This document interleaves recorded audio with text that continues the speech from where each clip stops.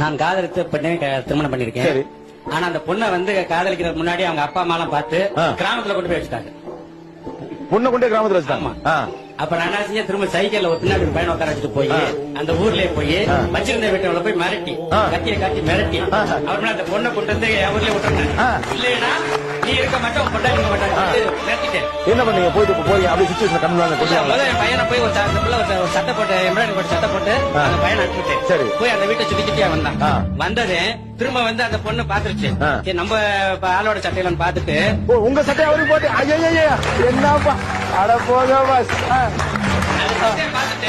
அப்புறமேல வண்டியில சைக்கிள வந்துட்டேன். நான் 1 கிலோமீட்டர் அங்கிட்டு இருந்தேன்.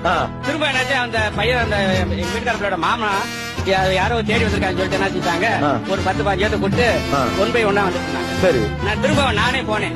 பிள்ளை நான் காணாம சொல்லிட்டு போனேன். கையில இருந்து மாத்திட்டாப்ல மாத்திட்டு வந்து தடியை நடிச்சுட்டாரு கணத்துல. யாரு?